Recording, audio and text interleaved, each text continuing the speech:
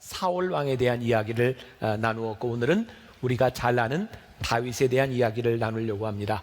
제목은 끝까지 하나님의 이름으로. 아마 우리들이 신앙생활을 하면서 제일 많이 듣는 말 가운데 하나가 하나님의 뜻일 겁니다. 아마 여러분들이 제일 많이 하는 말 가운데 하나도 하나님의 뜻, 내가 하나님의 뜻을 알기를 원한다, 하나님의 뜻대로 살기를 원한다. 그래서 저에게 이런 의문이 들었습니다.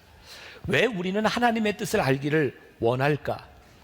정말 하나님의 뜻대로 살기를 원하는 것일까? 아니면 잘 안 풀리는 우리들의 일들 가운데서 하나님의 뜻은 무엇일까를 묻는 그냥 이례적인 그런 것들은 아닐까? 사실 하나님의 뜻을 묻는다고 하는 것은 우리들의 삶의 주도권, 주인이 누구인지, 왕이 누구인지를 분명하게 보여주는 것이기도 합니다.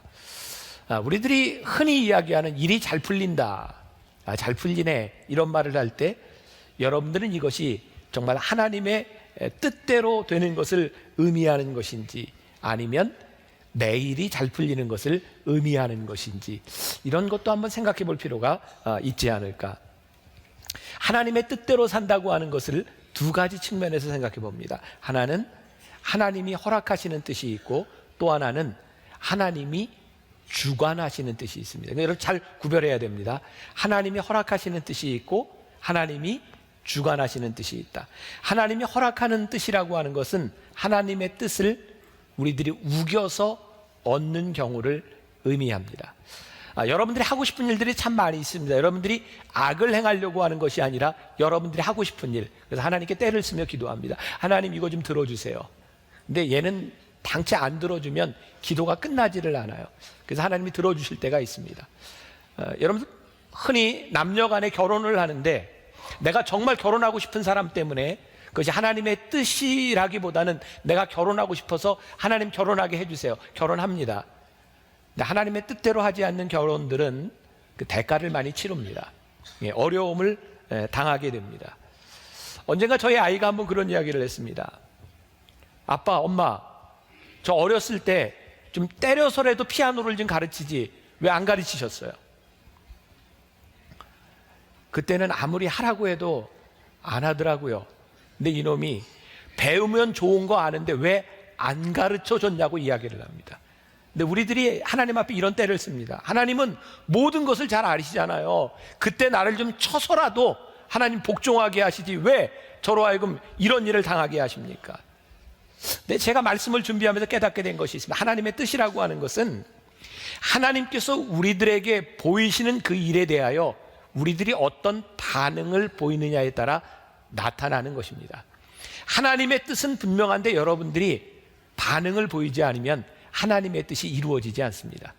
그래서 우리들이 떼쓰는, 하나님께 허락을 받는 하나님의 뜻도 있습니다. 다른 하나님의 뜻은 하나님이 주관하시는 겁니다. 이런 예가 가능할 것 같아요. 바닷가에서 이렇게 파도를 타는, 서핑을 하는 사람들을 봅니다. 서핑을 하는 사람, 파도를 타는 사람은 그 사람이 파도를 만들지는 않습니다. 그러나 만들어진 파도를 탑니다.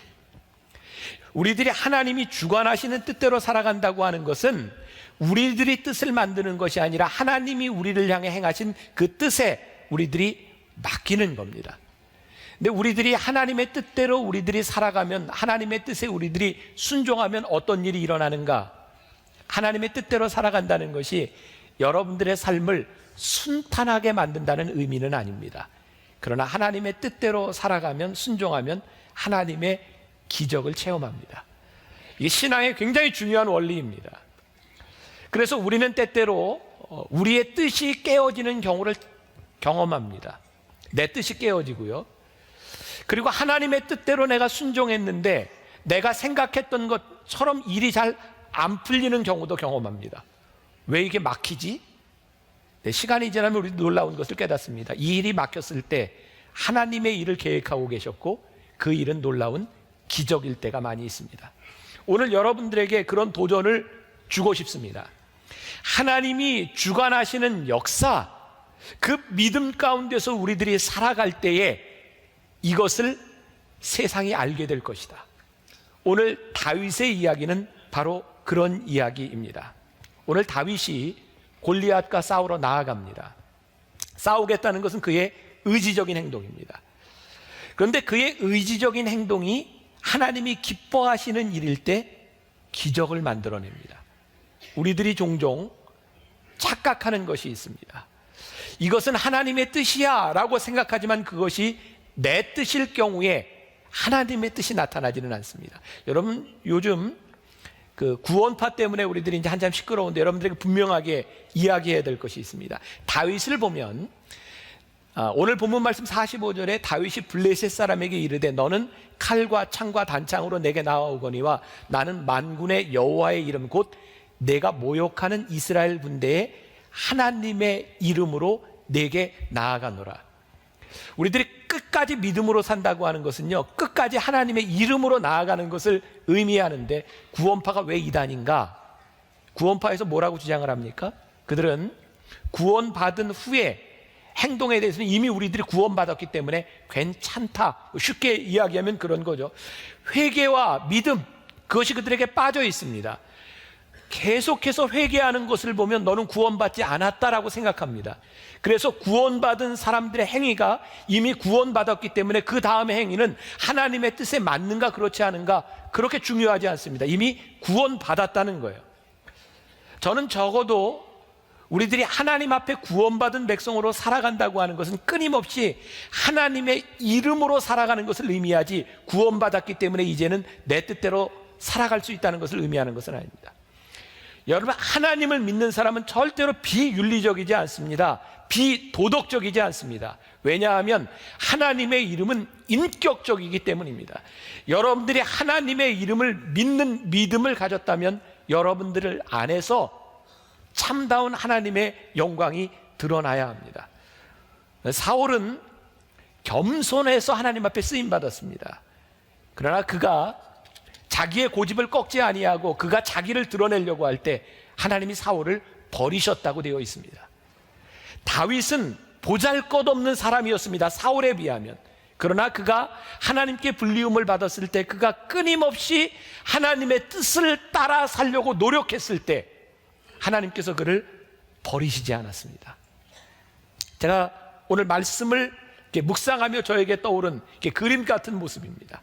오늘 본문 46절에 보니까 오늘 여호와께서 너를 내 손에 넘기시리니 내가 너를 쳐서 내 목을 베고 블레셋 군대의 시체를 오늘 공중의 새와 땅의 들짐승들에게 주어 온 땅으로 이스라엘의 하나님이 계신 줄 알게 하겠다.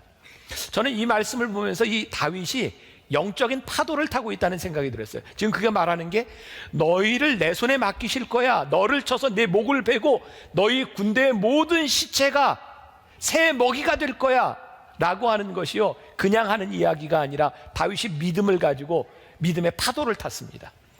어쩌면 그는 뭐 이런 느낌이었을 것 같아요. 이 전쟁이지만 하나님께서 이기게 해주실 거야. 기쁨이 그 속에는 넘쳤던 것 같아요. 하나님의 이름으로 우리들이 나아갈 때는 우리들에게 소망이 있습니다.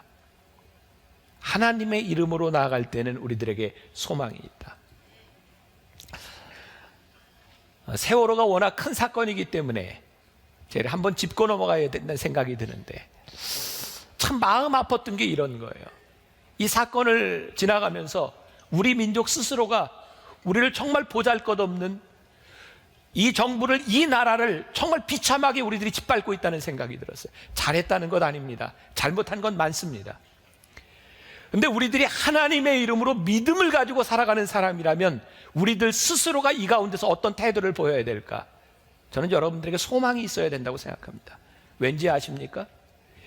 이 나라와 이 민족이 가장 힘들었던 때 구한 말에 이 쓰러져가는 이 민족 가운데 하나님이 믿음의 사람을 세우셔서 이 민족을 바꾸시고 여기까지 인도하셨던 것처럼 희망이 없는 것 같고 소망이 없는 것 같은 이 세상 가운데 하나님의 사람을 세우시면 여기에 소망이 있다고 선포할 수 있고, 이 나라와 이 민족이 그렇게 찌질이 같은 민족이 아니라 하나님이 우리와 함께 하시면 세우실 나라를 바라볼 수 있는 소망을 이야기할 때 우리들이 믿음 있는 사람이 아니겠는가? 우리가 잘했다는 것이 아닙니다. 못했음에도 불구하고 우리가 믿음이 있으므로 우리들에게 소망이 있는가?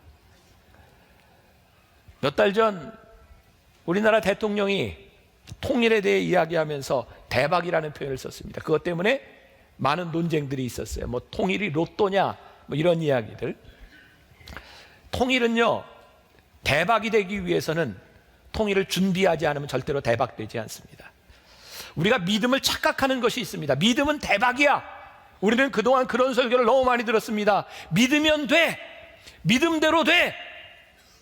그래서 믿으면 뭔가 대박이 터지는 것처럼 생각했습니다. 그런데 제가 하나님의 말씀 앞에 정말 진지하게 물었을 때 믿음은 그런 대박이 아닙니다.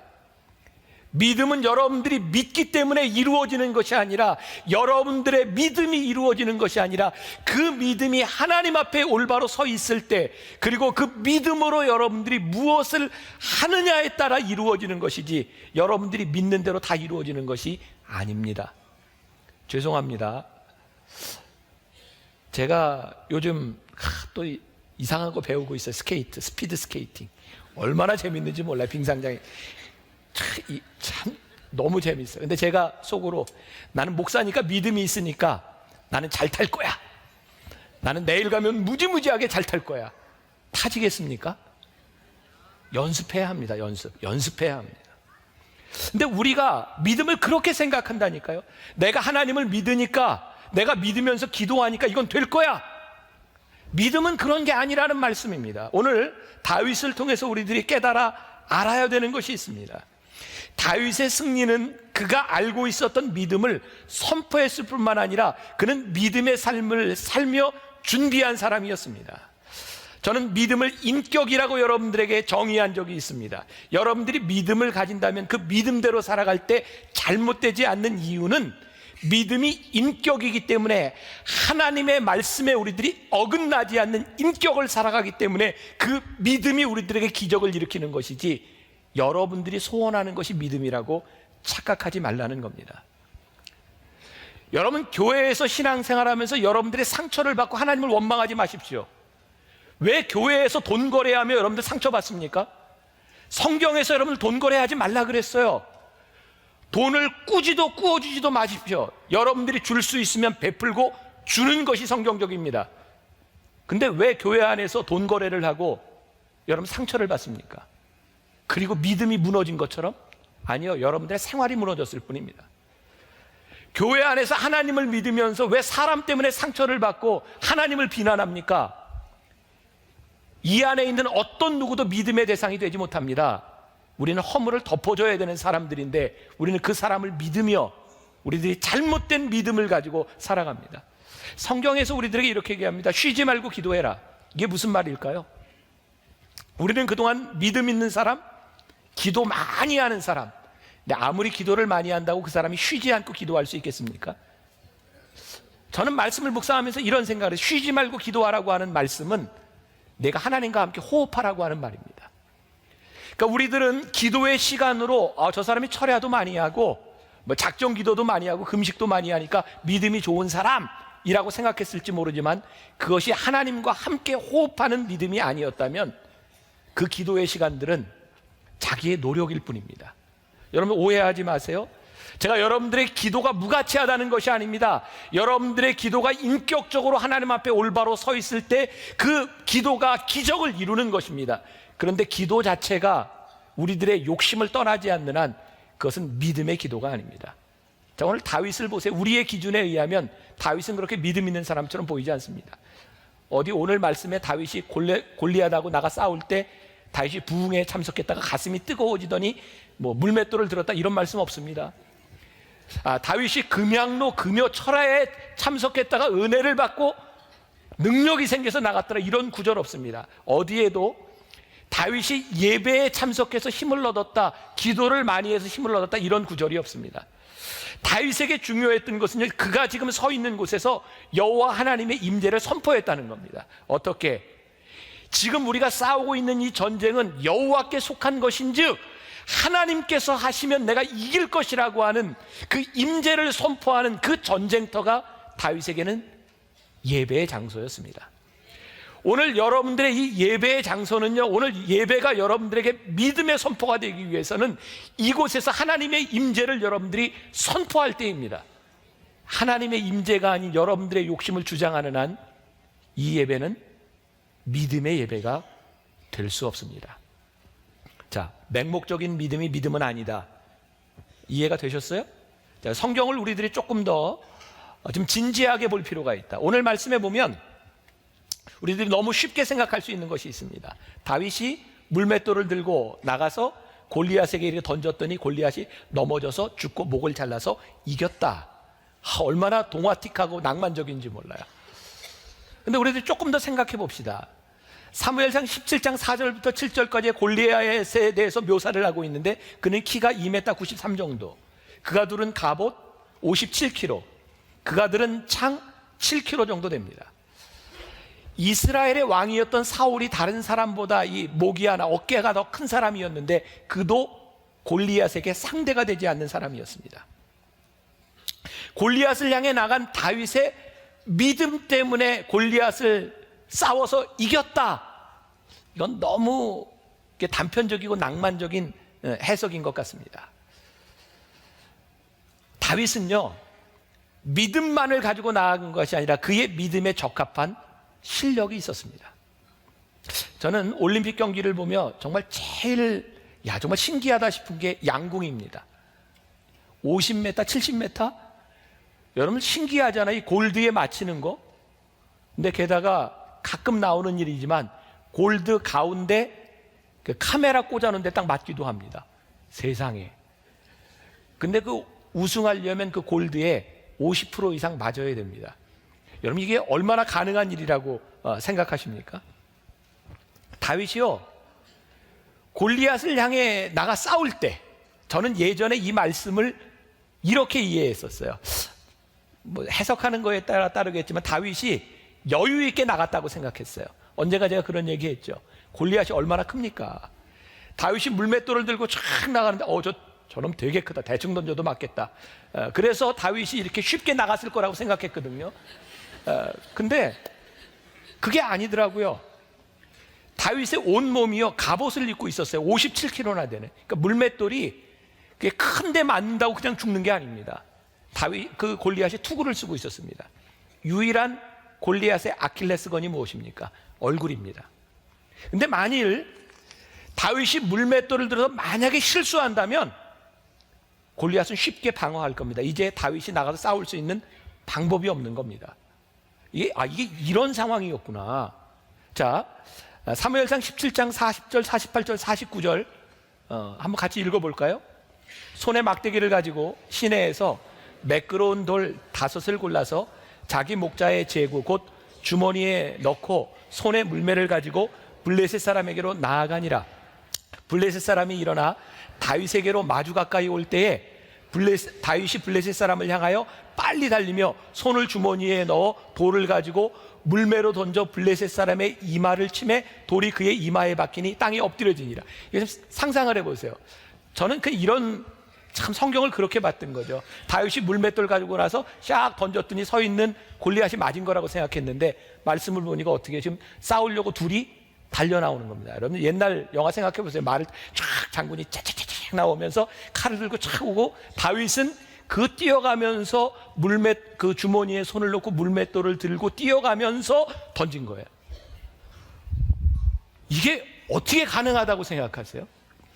다윗이 어느 정도의 실력을 가진 사람인지 이해가 되십니까? 뛰어나가면서 주머니에서 손을 넣어서 빡!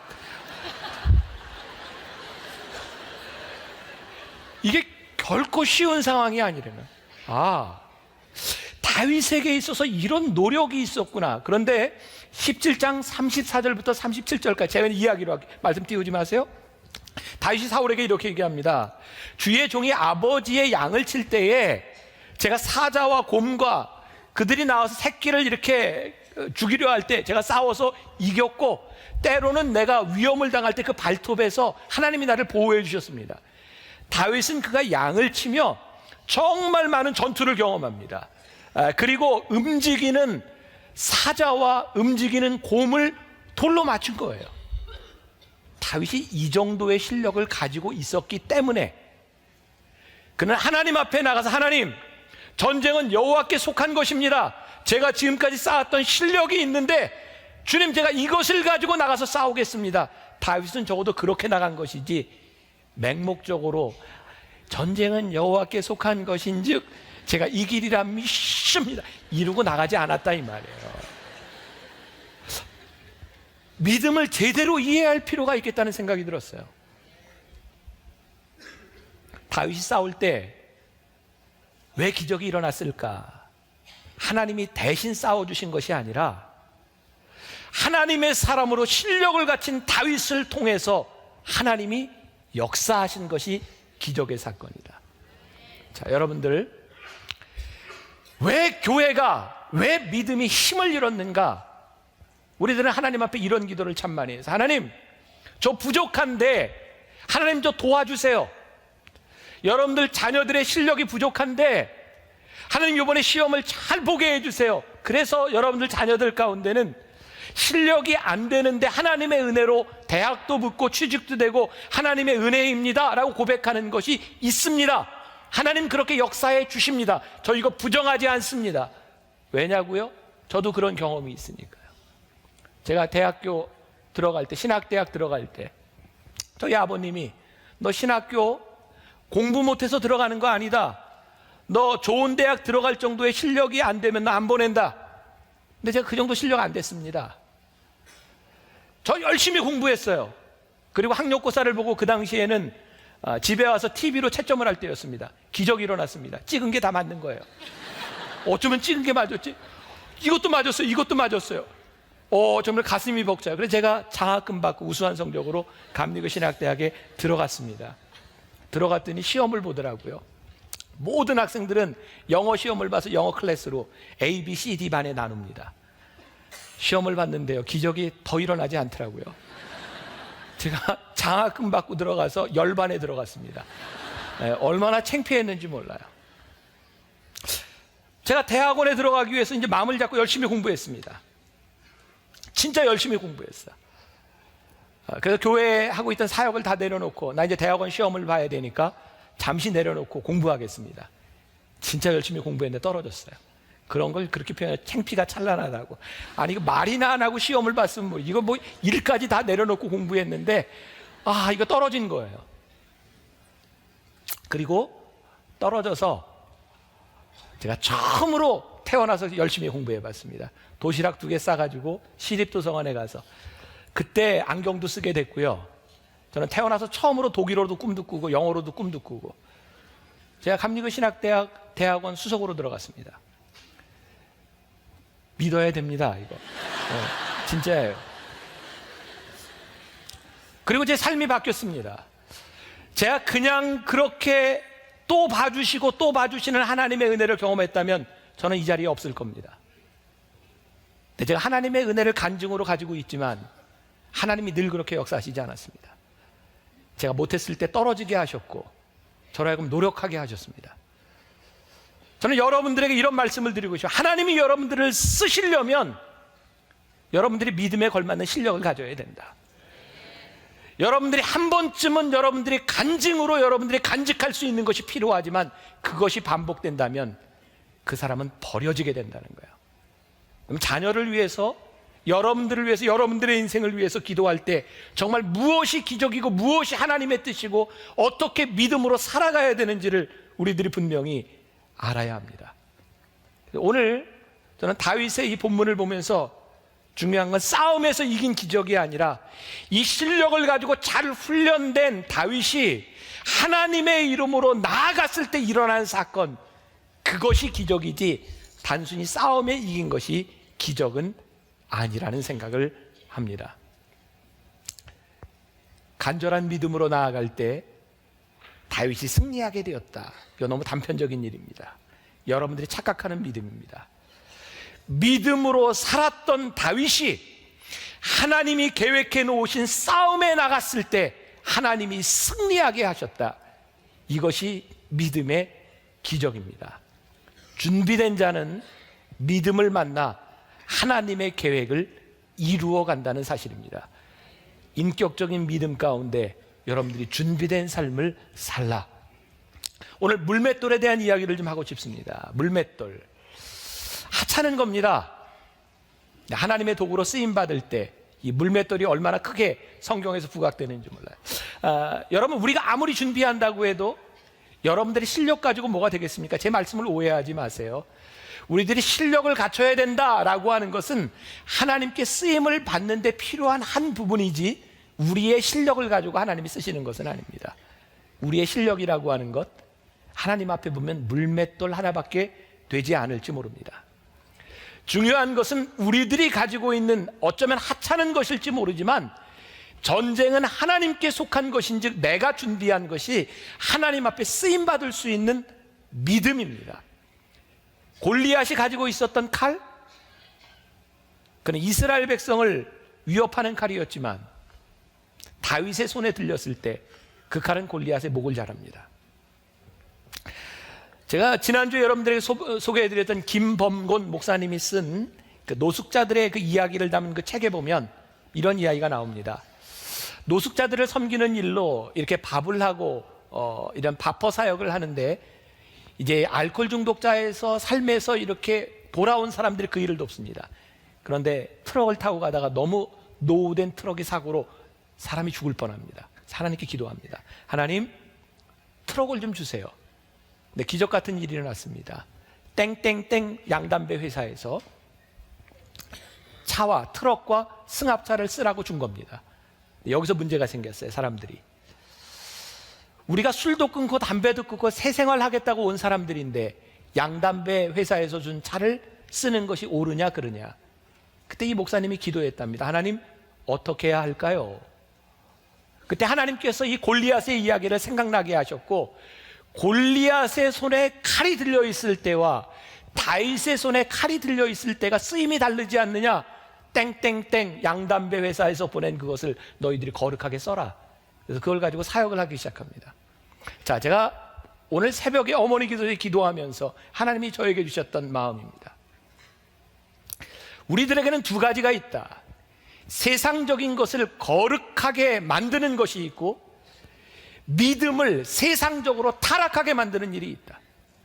오늘 여러분들에게 제가 주는 도전입니다. 여러분들은 지금 믿음을 가지고 하나님을 믿는다고 하면서 여러분들의 욕심으로 그 믿음을 세속적으로 만들어 버렸는가? 아니면 세상적으로 살던 여러분들이 믿음을 가지고 세상 것을 거룩하게 만들었는가? 저희 교회는 특징적인 게 있습니다. 어떤 정치인 후보들이 와도 저에게 소개를 안 합니다. 왜냐하면 교회는 정치하는 곳이 아니기 때문입니다. 이번에도 도지사 후보가 계속 연락이 옵니다. 소개해 줄 수 있냐고. 예배는 드릴 수 있지만 소개는 안 해줍니다. 예배도 안 드려요. 안 옵니다. 저는 정치하는 사람들 소개를 안 해주지만 제가 정치를 외면하지 않습니다. 저는 여기 있는 우리 성도들 가운데 믿음으로 자라난 믿음의 사람이 정치를 해야 된다고 생각합니다. 왜?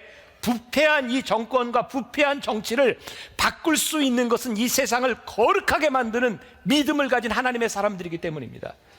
전 여러분들의 자녀들 가운데, 여러분들 가운데 이 세상 정치를 거룩하게 만드는 사람이 나와야 할 줄 믿습니다. 저는 돈을 도외시하지 않습니다. 이 경제계, 지금 이 세월호 사건에 있었던 이런 부패한 고리들, 이 세상의 부패한 것을 고칠 수 있는 사람이 누구입니까? 하나님의 믿음을 가진 사람들이 나와서 이 경제계도 바꾸어 놓아야 되지 않겠습니까? 우리가 패배자로 살아가는 것이 아니라 하나님의 믿음을 가진 실력자들이 하나님의 계획 속에 들어가서 이 세상을 거룩하게 만들어 놓는 것, 그것이 하나님의 이름으로 살아가는 사람이 아니겠습니까? 오늘 제가 말씀의 제목을 끝까지 하나님의 이름으로 라고 지었습니다. 제가 이렇게 이야기를 하지만 저와 여러분들이 얼마나 부족한 사람이라는 것을 잘 압니다. 다윗을 보며 그는 정말 치명적인 실수를 저지르고, 그러니까 치명적인 죄를 짓지만 그러니까 끝까지 하나님의 이름을 붙듭니다. 사울이 하나님 앞에 불리움을 받을 만한 위대한 사람이었지만 그가 하나님의 이름을 붙들지 못함으로 버림받았던 것하고는 달리 다윗은 치명적인 약점 가운데도 하나님의 이름을 끝까지 붙들고 쓰임받습니다. 이게 여러분들과 저에게 소망이 아니겠습니까? 우리들이 끝까지 하나님의 이름을 붙들고 나아갈 수 있는 것. 지난 신년 집회 때 홍민기 목사님이 그런 얘기를 했어요. 여행을 하다 보면 비행기를 타고 여러 나라를 다닐 때가 있는데 그때마다 하나님께서 그런 마음의 감동을 많이 주시더라는 거예요. 전도해라, 이야기해라. 근데 홍민기 목사님이 하나님께 이렇게 기도를 했답니다. 하나님 비행기 안 타보셨죠? 비행기 타고 다니면서 옆 사람에게 말 거는 게 서로에게 얼마나 불편한 일인지 아세요? 하나님 안 타보셔서 몰라요. 근데 어느 날 영국 공항에서 옆에 있는 사람에게 말을 하라고 하는 감동을 주시더래요. 그래서 이렇게 얘기했답니다. 하나님께서 당신에게 말씀하라고 이야기하시네요. 되게 영국 사람이었는데 갑자기 눈물을 확 쏟기 시작하더랍니다.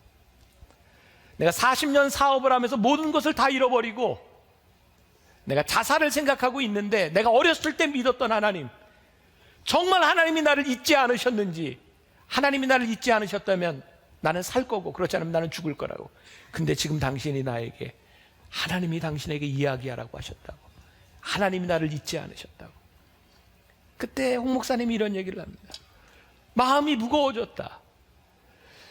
하나님께서 나로 하여금 어렸을 때 미국에 살게 하신 이유, 영어를 배우게 하신 이유, 나에게 이 세계를 돌아다닐 수 있도록 하신 이유가 있었는데 내가 쓰임받지 못한 것에 대한, 순종하지 못한 것에 대한 무거운 마음이었었다.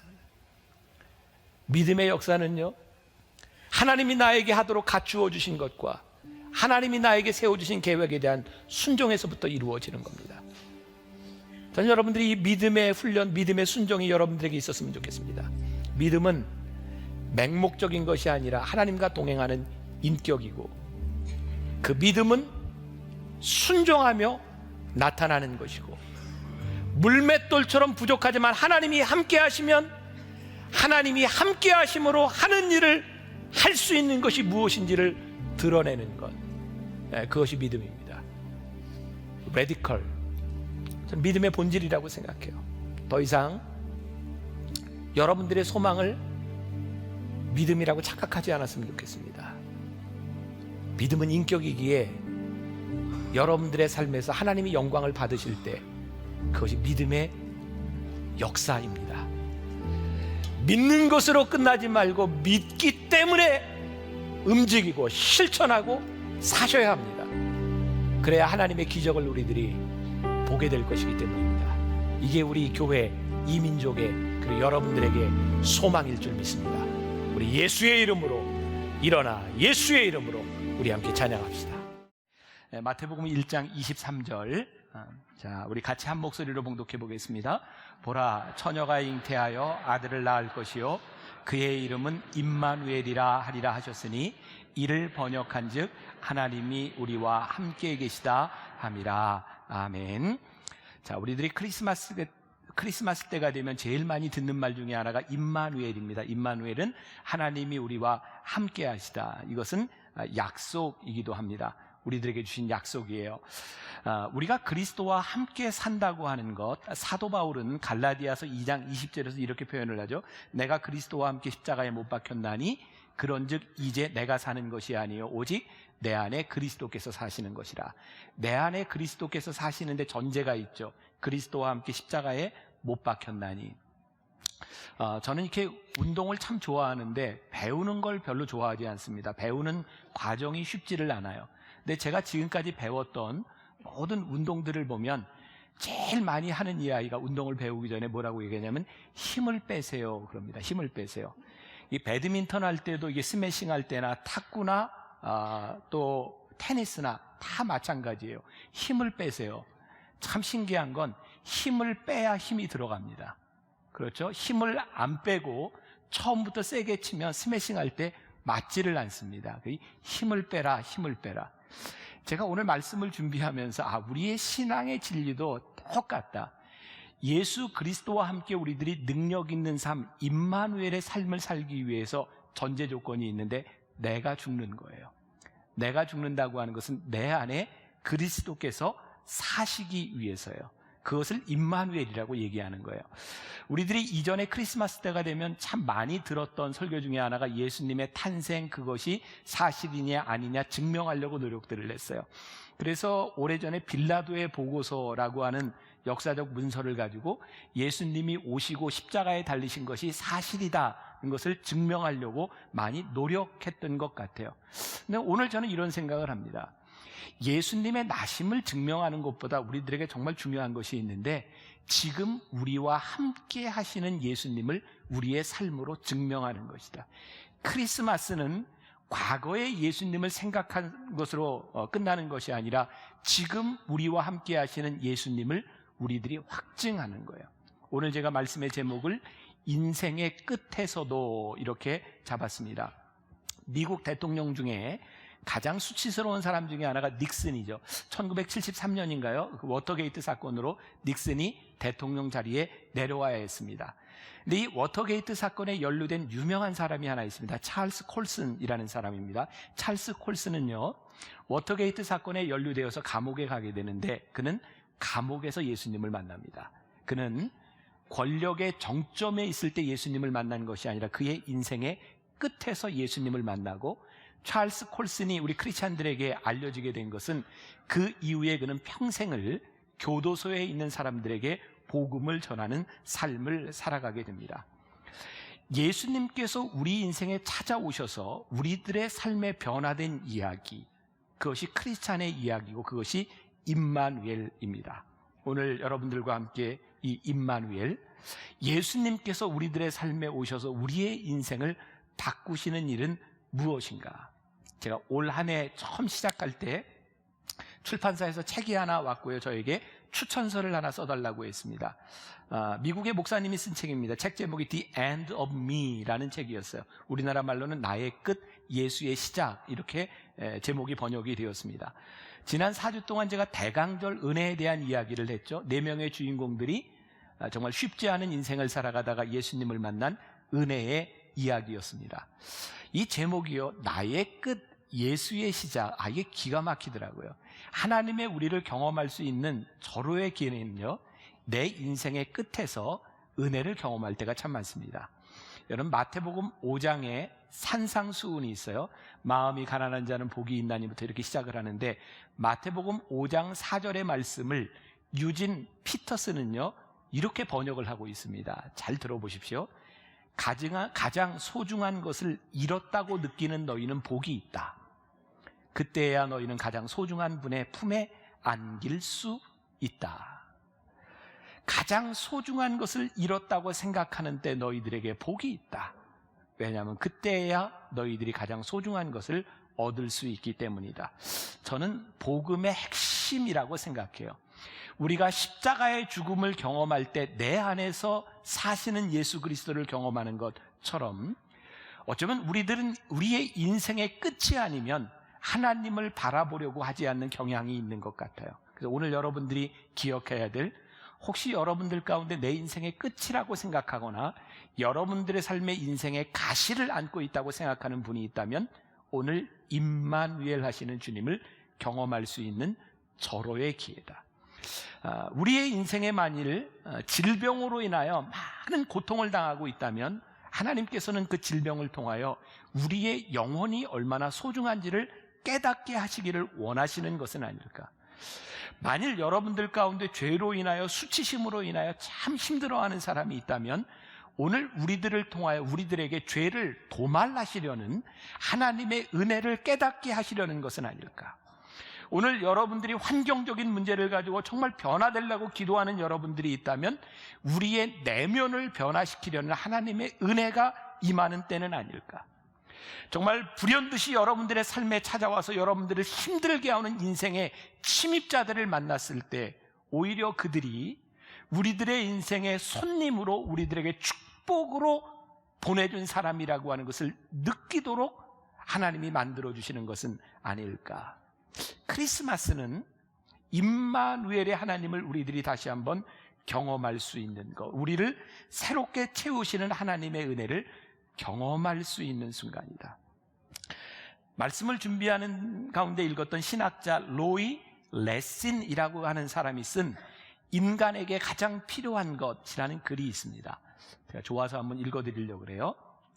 인간에게 가장 필요한 것이 만약 지식이었다면 하나님은 세상을 이처럼 사랑하사 우리에게 교육가를 보내주셨을 것입니다. 인간에게 가장 필요한 것이 건강이었다면 하나님은 세상을 이처럼 사랑하사 우리에게 의사를 보내주셨을 것입니다.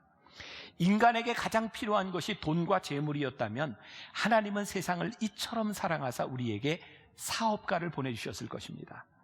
인간에게 가장 필요한 것이 즐거움과 쾌락이었다면 하나님은 세상을 이처럼 사랑하사 우리들에게 연예인을 보내주셨을 것입니다. 그러나 인간에게 가장 필요한 것은 죄사함입니다.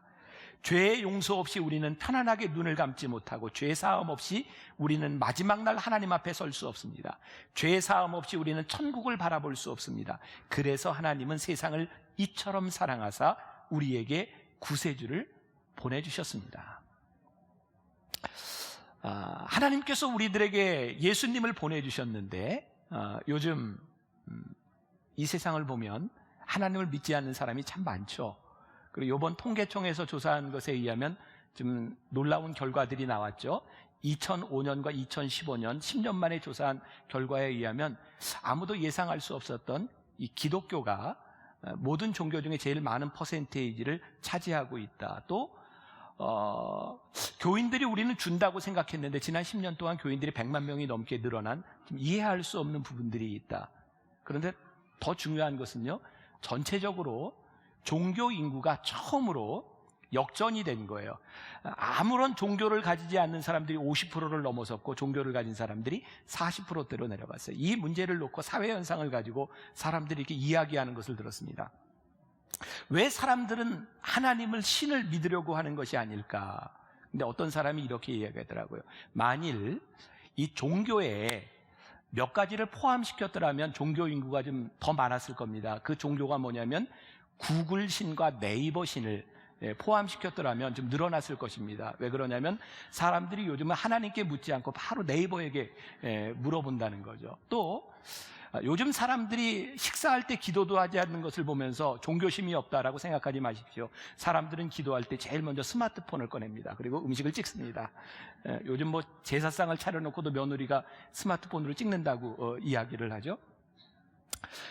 우리들에게 믿음의 대상이 바뀌었을 뿐입니다. 근데 중요한 것은요, 구글이나 네이버나 그 어떤 것도 우리들의 인생의 문제를 해결해 주지 않는다는 겁니다. 어쩌면 우리는 우리 근대사의 가장 수치스럽고 어려운 촛불정부, 국정농단 이런 시대를 살아갑니다. 제가 지난주에 만났던 어떤 정치인들이 저희 그런 이야기를 했어요. 목사님, 교회에서라도 사람들에게 희망을 얘기해 주세요. 요즘 젊은이들에게 용기를 내라고 이야기해 주세요. 요즘 누구도 희망을 이야기하지 않고 용기를 이야기하지 않고 세상이 너무너무 불행해지고 있는 것 같습니다. 흙수저, 금수저, 헬 조선이라고 하는 말을 바라보며 이 땅에 아무것도 바랄 것이 없다고 하는데 목사님, 교회에서는 소망을 이야기해야 되는 것 아닙니까? 용기를 내라고 이야기해야 되는 것 아닙니까? 왜요? 하나님이 우리와 함께 계시기 때문에, 우리와 함께 임마누엘 하시기 때문에 우리들은 소망이 있습니다. 여러분 용기를 내십시오 라고 말할 수 있어야 이것이 복음이 아니겠습니까? 저는 전적으로 공감하고요. 저는 이 시대를 바라보며 어려워질 때, 힘들어질 때 다시 우리들이 하나님 앞에 돌아올 수밖에 없는 임마누엘 하시는 하나님을 찾을 수밖에 없는 때가 우리들에게 다가오고 있다고 생각해요. 이 어려운 시대를 바라보며 이렇게 오늘 우리들에게 말씀하시지 않을까? 그래, 그래서 내가 너희와 함께 하겠다고 말하지 않았니? 여러분들과 영상을 하나 보려고 하는데, 이 베어라고 하는 영화입니다. 여러분들 중에 보신 분이 있을지 몰라요. 제가 아주 인상적인 장면이라 좀 나누고 싶은데 보겠습니다. 보세요. 저기서 이야기하는 게 뭐죠? 어린 곰이 자기가 소리를 질렀더니 표범이 자기 소리를 듣고 도망가는 줄 알고 계속 소리를 질르죠.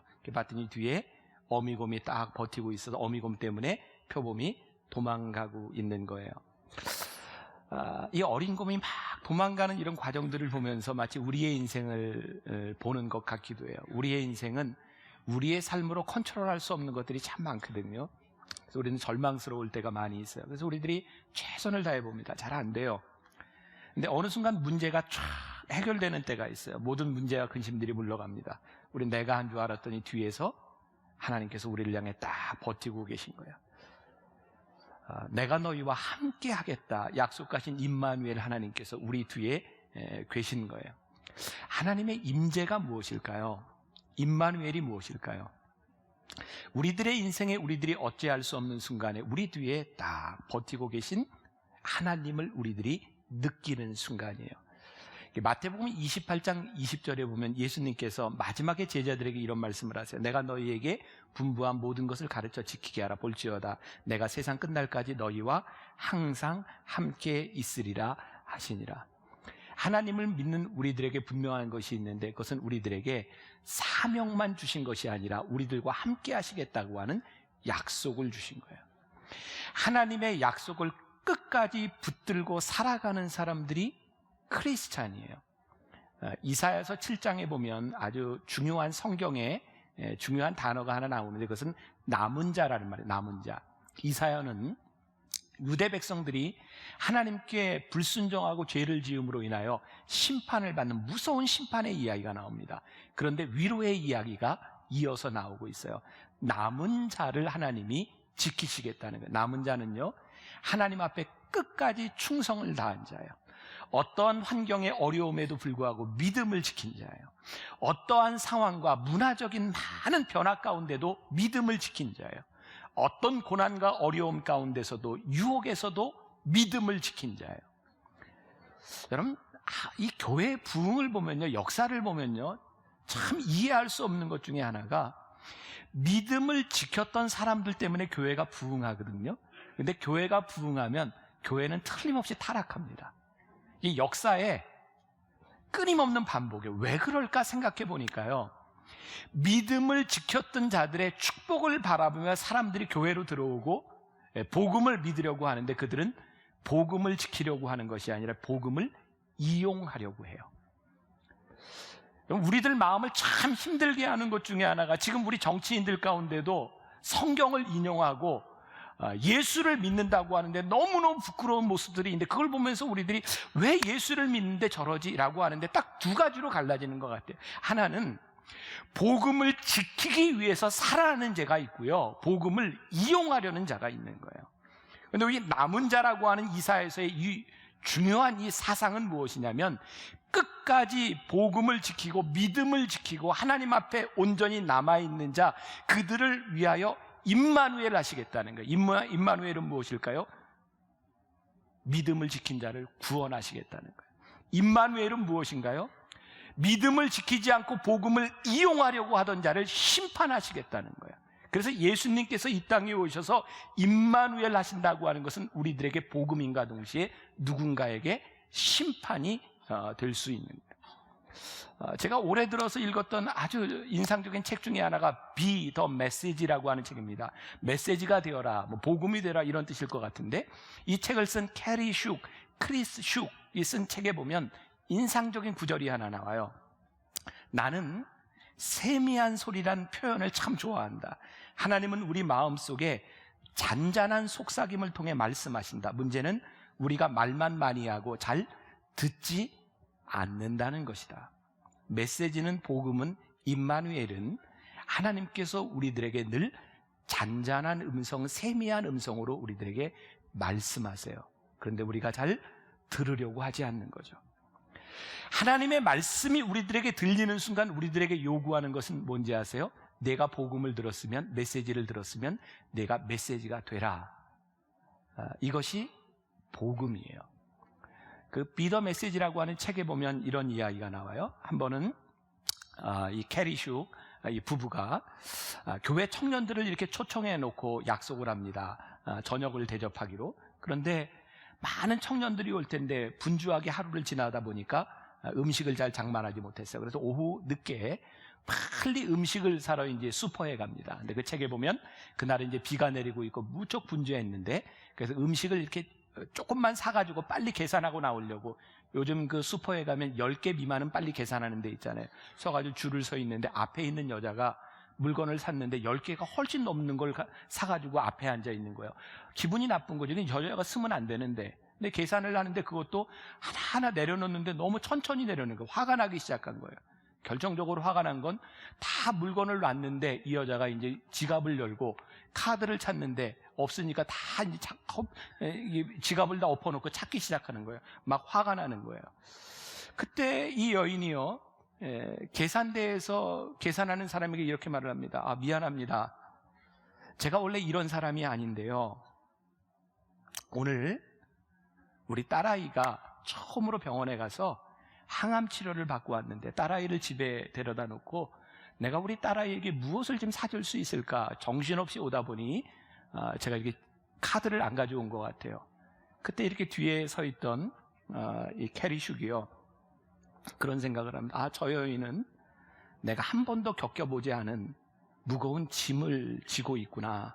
그래서 그 마음에 계산대 직원에게 내가 이분 것도 계산할게요 라고 카드를 줍니다. 이 여자가 고맙습니다 라고 이야기를 해요. 그때 책에 보면 사람들은 나를 보면서 참 제너러스한 사람이구나, 남의 것도 이렇게 계산해주는 사람이구나 라고 생각할지 모르지만 그것은 회개의 몸짓이었다라고 말을 합니다. 그날 그 사건 이후에 이분은 삶이 변했다고 이야기를 합니다. 나는 참 짜증을 잘 내는 사람이었다. 앞에서 늦게 가거나 그런 사람들, 운전하는 사람들, 불친절한 서비스를 바라보면 나는 참을 수 없는 사람이었고 나는 저 사람이 왜 그렇지 정죄하는 사람이었다.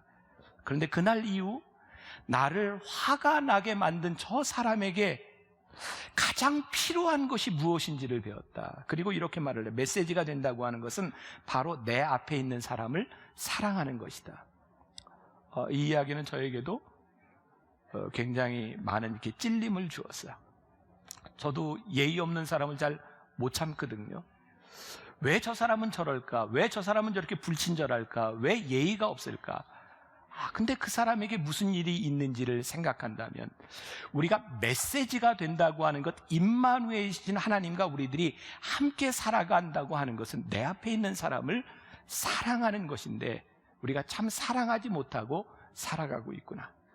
아마 오늘 여러분들 예배를 드리러 오는 이 시간, 이 오전에도 여러분들의 마음을 참 힘들게 한 사람이 있을지 몰라요. 그리고 예배를 마치고 나가는 오늘 여러분들이 만나는 사람 가운데도 여러분들을 힘들게 하는 사람이 있을지 몰라요.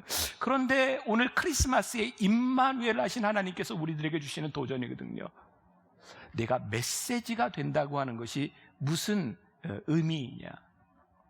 우리는 크리스마스 때가 되면요 이런 질문을 많이 했던 것 같아요. 2000년 전 예수님께서 베들레헴에 오셨을 때 마리아와 요셉이 만삭이 된 채로 여관에 가서 문을 두드릴 때 아무도 예수님에게 문을 열어주는 사람이 없었어요. 그래서 이런 질문을 하죠. 만일 당신이 2000년 전에 그 자리에 있었다면 여러분들은 예수님께 방을 내주었을까요? 근데 오늘 이 크리스마스는 우리들에게 2000년 전 우리들이 문을 열어줬을까? 이거 묻지 않습니다. 오늘 이렇게 물어요. 오늘 여러분들은 주님의 메시지가 될 수 있습니까? 2000년 전 문을 열어줬던 이야기가 아니라 오늘 여러분들이 예수님을 믿기 때문에 여러분들이 메시지가 될 수 있습니까? 그것을 우리들에게 묻고 있어요. 오늘 제가 한 가지 올해 들어서 저에게 있었던 일을 이야기하면서 말씀을 좀 마치려고 해요. 제가 종종 여러분들에게 이제 말씀드리는 거지만 제 삶에는 조금 가시가 좀 있어요. 오늘 이제 지금 이 말씀을 듣는 여러분들에게 내 삶에도 이런 가시가 있지, 어쩌면 내 인생에 이런 끝에 서 있지라고 생각하는 분이 있다면 그런 감정을 이입해서 들어도 좋을 것 같아요. 저는 제 가시를 놓고 하나님 앞에 기도를 많이 했죠. 하나님, 제 가시를, 저는 이제 건강에 대한 문제가 좀 있으니까 좀 제해해 주세요. 근데 제 가시 때문에 제 마음에 와닿았던 성경의 인물이 바로 사도 바울이었거든요. 사도 바울은 그의 몸에 가시를 가지고 하나님께 기도하죠. 근데 하나님께서 사도 바울에게 가시를 빼주기보다는 내 은혜가 내게 족하다라고 말씀하세요. 그리고 사도 바울은 그것 때문에 하나님의 은혜를 경험하게 되거든요. 참 신기한 것은 사도 바울의 몸에 가시로 여겼던 것이 그의 삶의 메시지가 되었어요. 어떻게?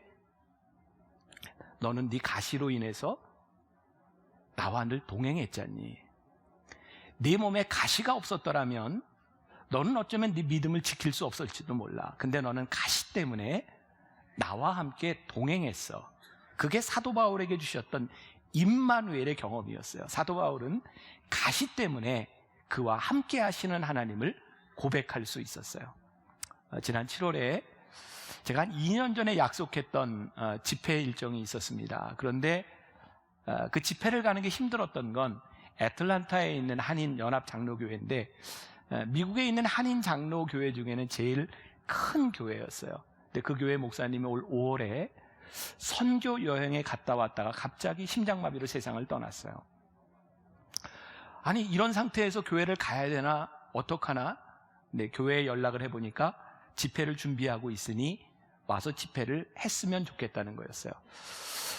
제가 올해 안식년이기 때문에 다른 약속을 하지 않는 상태에서 오랫동안 잡혀 있었던 그 약속을 이제 LA에 가서 한 교회에 들리게 됐는데, 제가 이렇게 미국이나 이런 데 가서 집회를 이렇게 많이 하는 사람이 아니기 때문에 아마 제가 간 김에 교회에서 그냥 막 무리하게 스케줄을 잡아놨어요.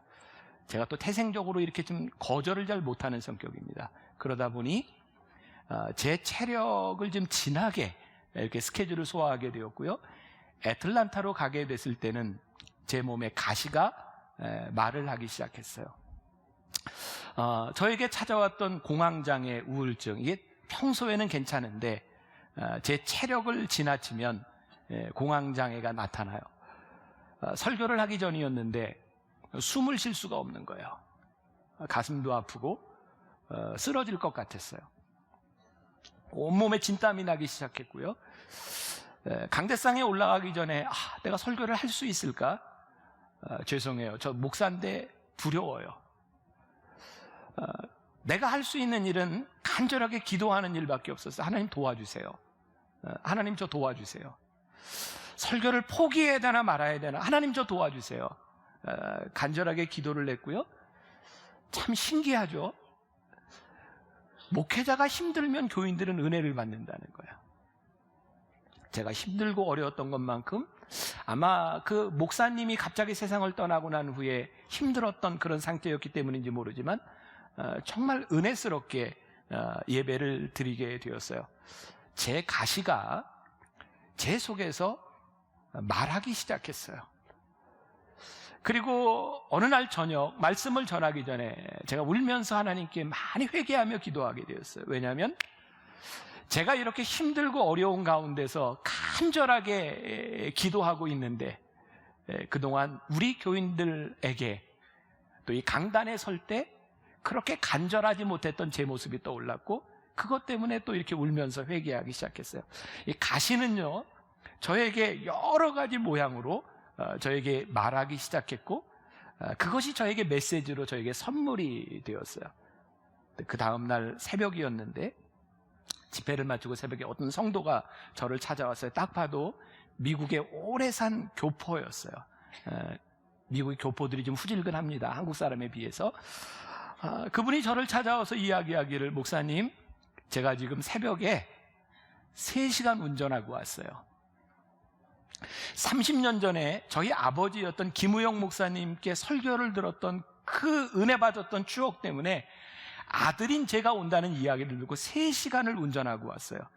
저희는 굉장히 감격적인 일이었어요. 그리고 헤어졌는데 그날 저녁 그분이 또 3시간을 운전하고 왔어요. 다른 분을 데리고. 그러면서 눈치를 보면서 제 앞에 잘 오지도 못해. 사람들이 많이 있으니까. 제가 그분에게 갔을 때, 목사님, 30년 전 김우영 목사님이 오셔서 우리 자녀들을 축복하셨던 그 기억 때문에 제 자녀들과 우리 손주들을 목사님이 축복해 주셨으면 좋겠어요. 애들은 없고요. 편지를 저에게, 여기 기도 내용이 있는데 제가 맞춤법도 이제 많이 잊어버려서 잘 못 써요. 근데 목사님 이거 읽어주세요. 그리고 옆에 있던 같이 왔던 교인도 저에게 쪽지를 하나 줬어요.